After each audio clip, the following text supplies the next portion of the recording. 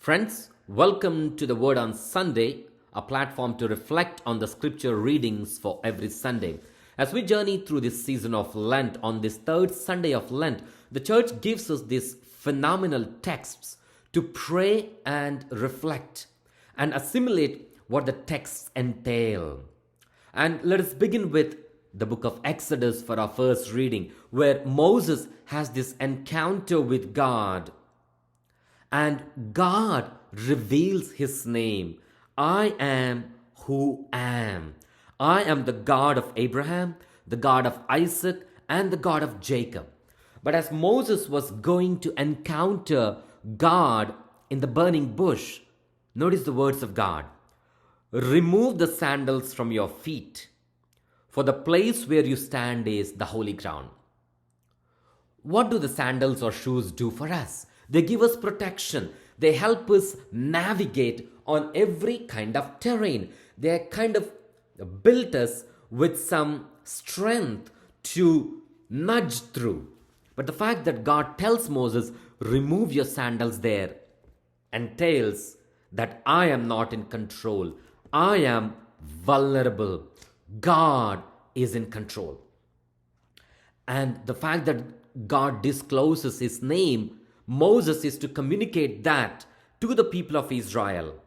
You shall tell all people of Israel, the Lord, the God of your fathers, the God of Abraham, the God of Isaac, the God of Jacob, has sent me to you. And the first reading concludes with this splendid notice from God. This is my name forever, thus I am to be remembered through all generations. Let us dwell with that text, that my name is to be remembered through all generations. Fast forward, Paul writing in the second reading to the 1 Corinthians, he is warning us today as he tells us, I do not want you to be unaware, brothers and sisters, that our ancestors were all under the cloud. So between the time of Exodus and the time when Paul was writing to the 1 Corinthians, what was happening? The people of Israel forgot the name of God and never remembered that God through generations. So Paul, writing to the Corinthians, was reminding them to remember this God. I am who am, the God of Abraham, the God of Isaac, the God of Jacob. And he is warning us so that we are not lost, that we remember constantly and not desire evil things as our ancestors did. Notice the text of Paul. These things happened as an example for us so that we may not repeat the same stuff, that we may not desire evil things as they did. Do not grumble as some of them did and suffer the death of the destroyer. Therefore, he tells us to be standing secure and take care. Take care. Remember the promise that God made with Moses.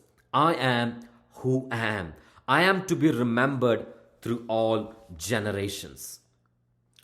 The king of Prussia, Ferdinand, was visiting the prison once, and he was meeting every person in the prison, and every one of them were complaining to King Ferdinand, saying that they don't deserve to be there. They were punished unjustly. As he was meeting every one of those inmates in the prison, he comes to this one person where this man tells King of Prussia, I am guilty and I deserve to be here.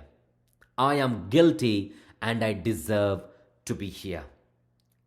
Then King Ferdinand right away tells, release this man, because I don't want this guilty man to be spoiling, to be giving a bad example to all these innocent people. And for a gospel text today, Jesus gives the example of the fig tree. The parable tells us, the master tells, for 3 years I have come in search of fruit on this fig tree, but have found none. So cut it down. Why should it exhaust the soil? But notice the reply of the servant, Sir, leave it for this year also. And I shall cultivate the ground around it and fertilize it that it may bear fruit in the future. If not, you can cut it down. The analogy of the fig tree is so splendid. What does it tell us? Uselessness invites disaster. What is useful will go on from strength to strength. Nothing which only takes out can survive. There are basically two kinds of people on this planet: people who take out more than they can give, and people who put in more than they can take out. This gospel text is about the gospel of the second chance. But the second chance for what? Not to be lackadaisically lazy in our sin, but the second chance given for our conversion, the second chance for the change. A fig tree normally takes 3 years to reach maturity. But this fig tree in the gospel was given another chance. This gospel makes it clear that there is a final chance. Chance after chance.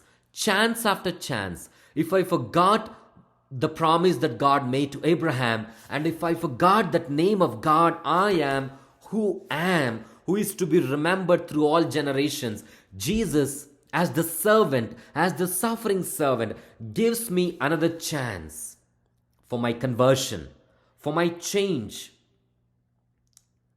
What is my response?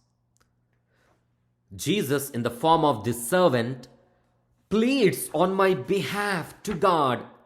Sir, let us try one more year.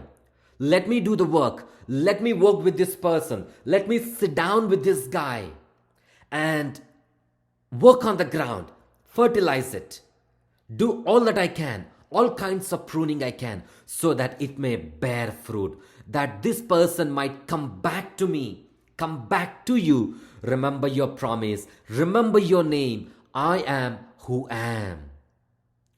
Jesus, the Christ, is doing this on my behalf, on our behalf, to God the Father, to give us a second chance, perhaps multiple chances for my conversion. What am I doing on my end? Am I taking this initiative of Christ on my behalf and moving towards that conversion? Or am I complacent to the second chance or the many chances for conversion that Christ gives me? On this third Sunday of Lent, Jesus the Christ invites us to remember that promise that God made with Moses, and not to be becoming unaware as our ancestors did, but to remember that chance for conversion, that chance for change that God offers me through Christ. Father Praveen Lakkisetti here at St. Mary's Catholic Church in Stockdale, St. Anne Catholic Church in Kosciuszko, on this third Sunday of Lent, and may God bless you as we move towards conversion and change as Christ gives us the second chance. God bless you. Have a wonderful Sunday.